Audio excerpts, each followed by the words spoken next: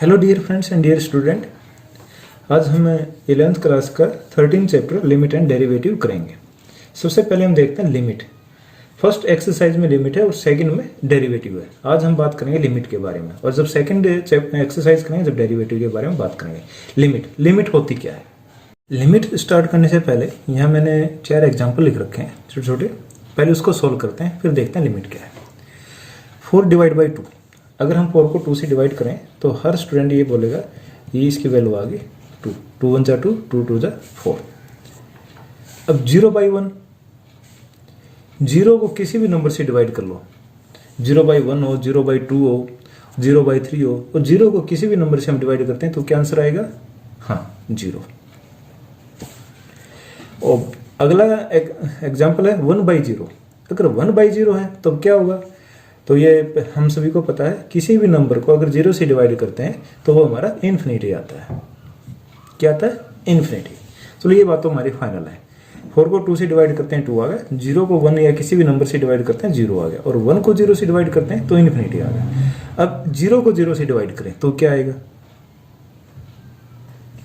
अब एक एग्जाम्पल और देख लेते हैं। अगर 2 बाई 2 हो तो 2 1 जा 2, 2 1 जा 2, क्या आता है? 1। अब यहां से देखो 0 बाई 1, अब 0 बाई 1 है, अगर 0 को मैं 0 से काट दूं, दोनों पर नीचे सेम है, तो क्या आना चाहिए आंसर? 1। लेकिन प्रॉब्लम है, अब दूसरा स्टूडेंट ये कह सकता है कि 0 बाई 1 हो तो ऊपर 0 हो, 0 को किसी भी नंबर से अगर डिवाइड करें तो क्या आना चाहिए आंसर? 0। तो 0 को किसी भी नंबर से डिवाइड करें तो आंसर हमारा क्या आना चाहिए? 0। अब थर्ड, किसी भी नंबर को अगर 0 से डिवाइड करते हैं तो क्या आना चाहिए? इन्फिनिटी। हम कोई भी नंबर उसको 0 से डिवाइड कर रहे हैं तो इन्फिनिटी। तो इट इज नॉट पॉसिबल कि मैथ में एक ही स्टेटमेंट के 3 आंसर आए, तो यहां कुछ ना कुछ प्रॉब्लम है। तो अब इनको बोलते हैं नॉन डिफाइंड टर्म। 0 बाई 0, ये क्या हुआ? नॉट डिफाइंड, डिफाइंड नहीं है, नॉट डेरिवेटिव, इसको ड्राइव नहीं कर सकते, नॉट ड्राइवेबल। तो हम क्या करेंगे? अब ये प्रॉब्लम जहां इस तरह की चीजें आती है उसको बोलते हैं लिमिट। हमारी मैथ की जो एक नया चैप्टर स्टार्ट होता है 10वीं के बाद 11th में, find the value of x square minus 1 at x is equal to 1 और 0। ऐसे हमने 9th में 10th में बहुत क्वेश्चन कर रखे हैं। कोई पॉलिनोमियल दे दिया, उसकी वैल्यू निकालनी है। अब इसको सोल्व करें तो क्या होगा? At x is equal to 1, X square minus 1, इसमें क्या करेंगे? x की जगह क्या रखें? 1, 1 का स्क्वायर 1 और माइनस 1, 1 माइनस 1 क्या होगा? 0। अगर 0 रखना हो, at x is equal to 0, 0 square और माइनस 1, ये क्या होगा? 0 माइनस 1, और ये आंसर होगा -1। अब ये हमने इसकी वैल्यू निकाल दी, इसकी वैल्यू आई 0 और इसकी वैल्यू आई -1। अब ऐसा एक और एग्जाम्पल देखते हैं। X square minus 1 upon X minus 1 at x is equal to 1, और X square minus 4 upon X minus 2 at x is equal to 2। अब दो एग्जाम्पलों पे हम बात करते हैं। अगर यहाँ 1 रखें तो 1 का स्क्वायर 1 और -1 और 1 माइनस 1, 0 अपॉन 0। अब ये एक्स स्क्वायर माइनस 4, तो 2 रखेंगे स्क्वायर की एक्स की जगह, 4 माइनस 4 और 2 माइनस 2, ये भी क्या होगा? 0 बाई 0। ये हमारी नॉन ड्राइवेबल टर्म आ गई। अब इनको करें क्या? अब यहीं से हमारी लिमिट शुरू होती है। अब लिमिट LIMIT, अब इसको हम शॉर्ट फॉर्म में लिखते हैं LIM, और कई जगह L और T भी लिख देते हैं, कई बुकों में कई टीचर भी लिखते हैं। हम लिखते हैं, मैं लिखूंगा इसमें LIM। अब इसको सोल्व करें तो x गोज टू 0। अब इसको पढ़ेंगे, x गोज टू 0 और x टेंड्स टू 0 और x अप्रोच टू 0। मैं इसमें x गोज टू 0 या x टेंड्स टू 0 ज्यादा यूज करूंगा, तो इसकी बात सेम है, कोई सा भी बोलो तो x गोज टू 0। अब इसका मतलब क्या है? x की value approaches to 0, not accurate value to 0, 0 नहीं है, लेकिन ये 0 के अप्रोच है। अब हमने लिखा limit x goes to 2, x not equal to 2, it is approach to, tends to और goes to 0 2, ये 2 के नज़दीक है। अब इस क्वेश्चन को लिमिट लगा के फिर देखते हैं। लिमिट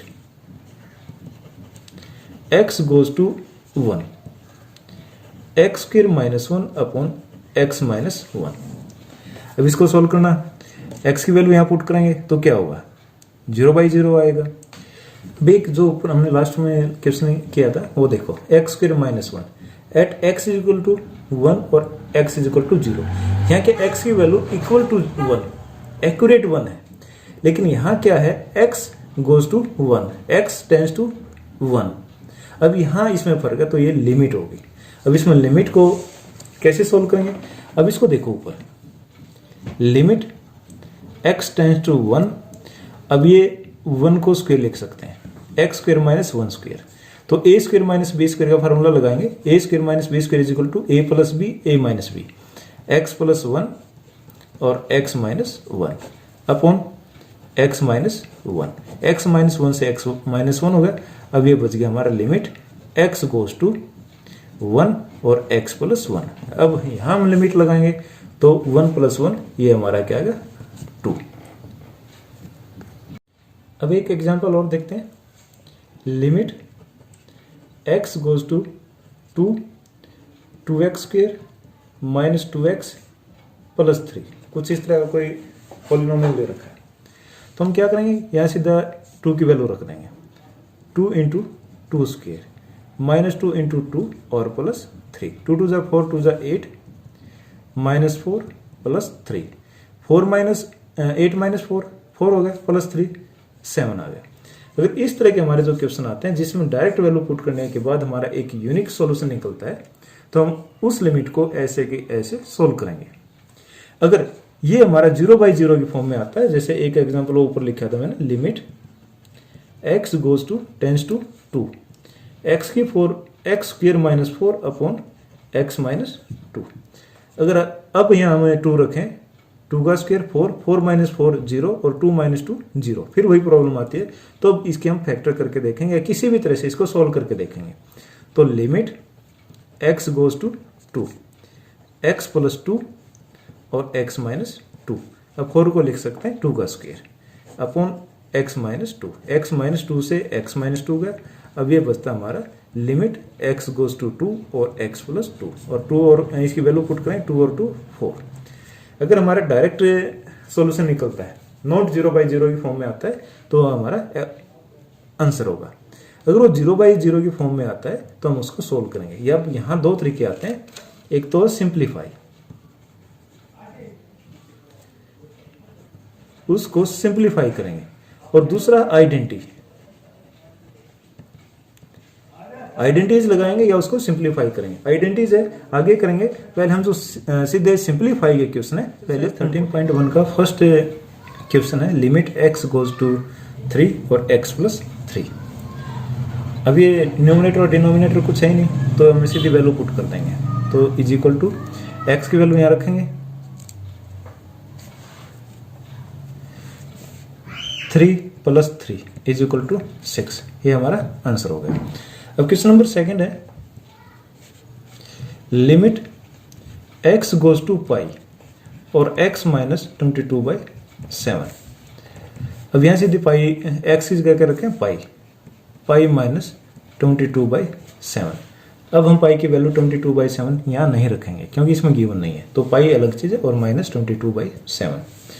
थर्ड क्वेश्चन है, limit x r goes to 1 pi r square, pi और r क्या, 1 का स्क्वायर, तो ये हमारा आंसर आ गया पाई।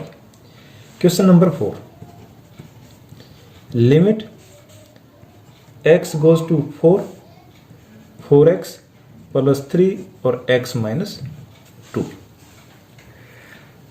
अब x की वैल्यू इसमें पुट करके देखो, यहाँ 4 रखें, 4 4 जा 16 प्लस 3 19 हो गया, और नीचे 4 माइनस 2 2, तो सीधी वैल्यू पुट करते हैं, 4 multiply by 4 plus 3 upon 4 minus 2।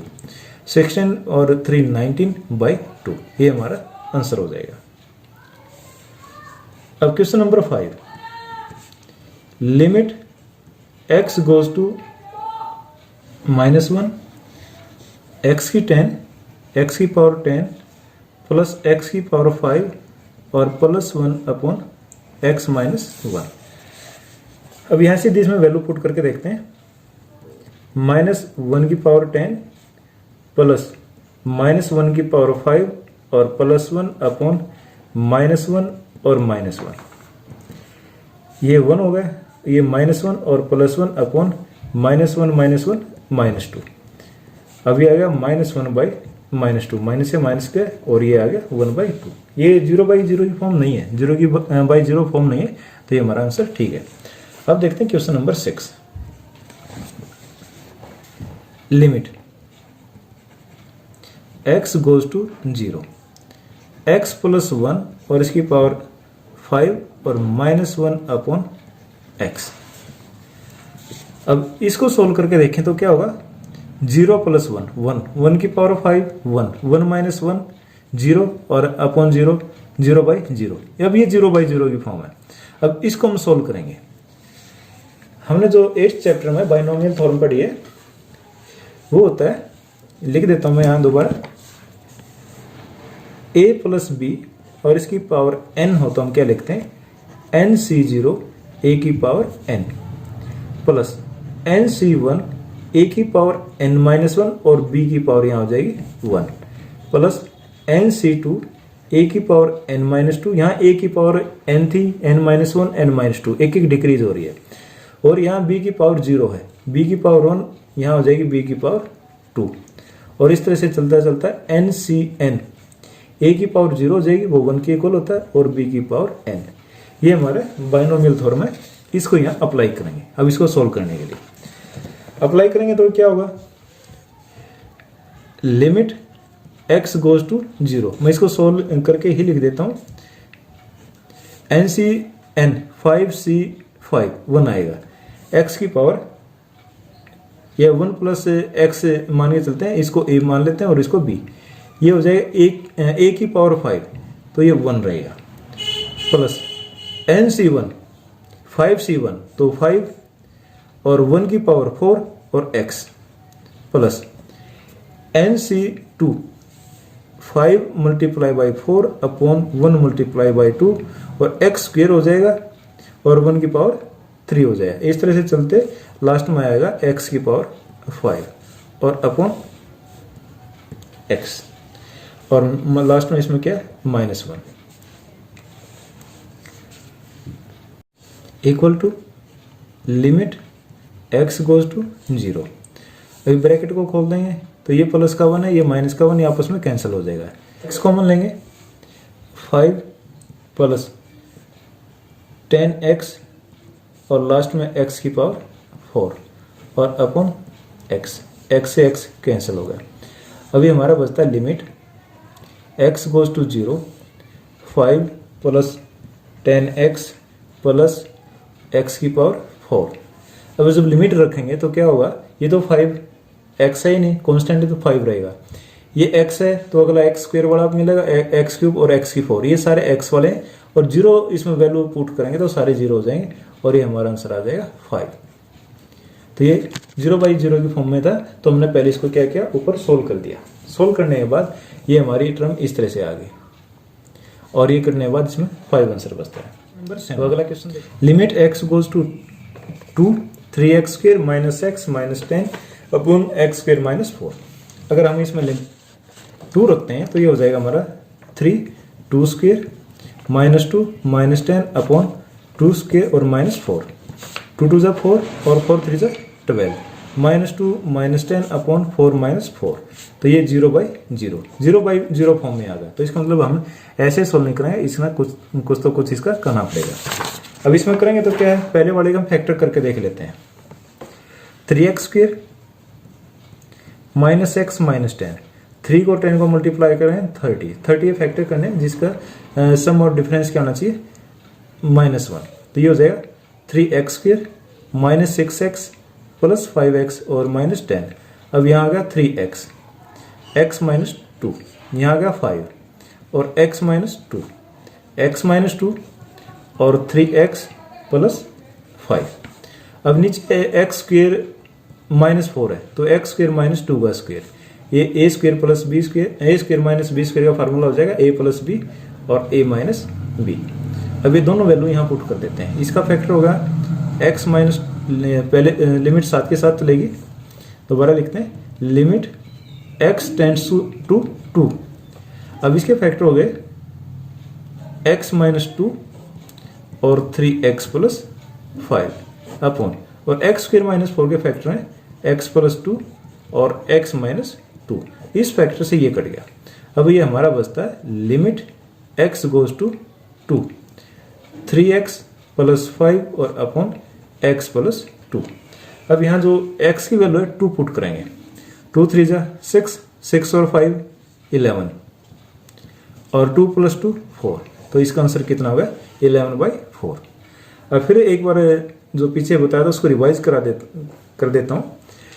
अगर इसकी वैल्यू जैसे पहला और दूसरा एक क्वेश्चन था, सीधी पुट करने से इसका आंसर आता है, तो हम पहले उसमें डायरेक्ट वैल्यू पुट करके देखेंगे और वो पूरा 0/0 की फॉर्म में नहीं आता तो वो आंसर है।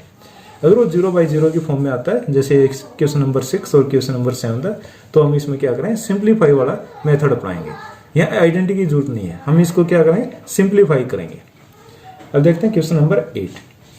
क्वेश्चन नंबर 8 है x की power 4 minus 81 upon 2x square minus 5 और माइनस 3। अब इसमें x टेंस टू 3 है, 3 की वैल्यू पुट करें, 3 की पावर 4 और माइनस 81 अपॉन 2, 3 की power 3 square minus 3 multiply by 5 minus 3, 3 की पावर 4 81, 81 माइनस 81 ऊपर आ जाएगा 0। अब 3 3 जा 9 और 9 2 जा 18, 18 माइनस 15 और माइनस 3, ये भी क्या आ जाएगा 0, ये 0/0 की फॉर्म में आ गया। तो 0/0 की फॉर्म है, तो इसको हम ऐसे डायरेक्ट सॉल्व नहीं करेंगे, अब इसके फैक्टर करेंगे।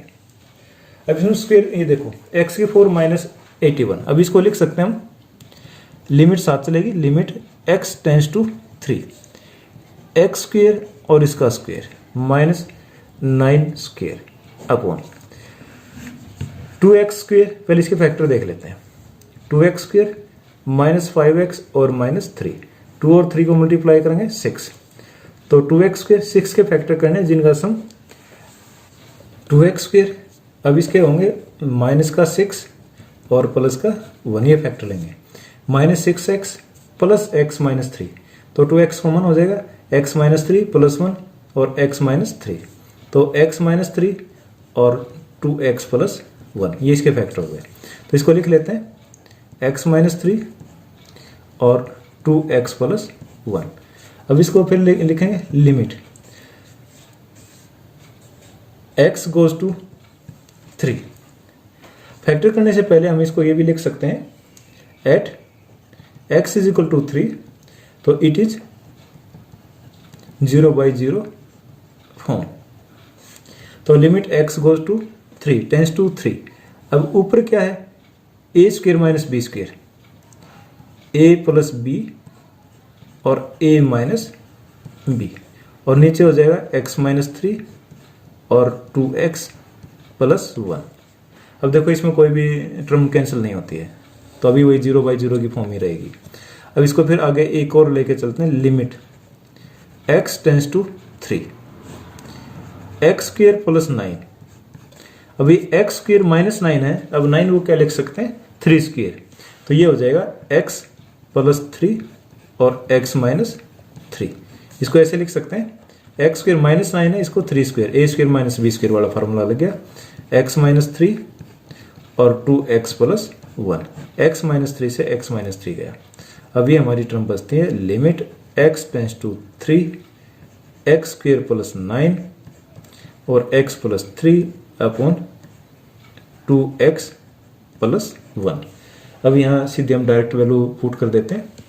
अब x की वैल्यू है 3, यहाँ रखो, 3 3 जा 9, 9 प्लस 9 18 मल्टीप्लाई बाय 3 और 3 6 अपॉन 3 2 जा 6 और 7 और 18 6 जा 108 और बाई 7, ये हमारा आंसर हो जाएगा। क्वेश्चन नंबर 9 है limit x goes to 0 ax plus b upon c x plus 1। अब जीरो वैल्यू पुट करके देखो, a multiply by 0 plus B और यहाँ 0 रखेंगे, 0 जाए ये 1 रह जाएगा।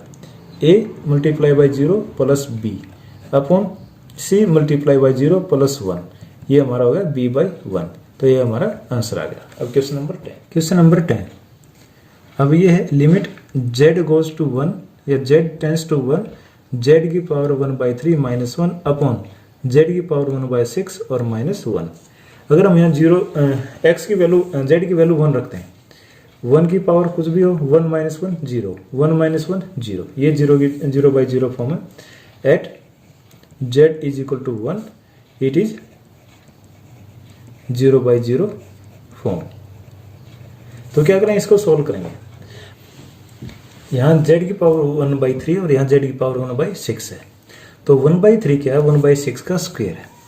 तो इसको हम ऐसे लिख सकते हैं limit z tends to 1 z की पावर 1/6 और इसका स्क्वायर और माइनस 1 स्क्वायर अपॉन z की पावर 1/6 और माइनस 1। अब ये a square minus b square का फार्मूला होगा।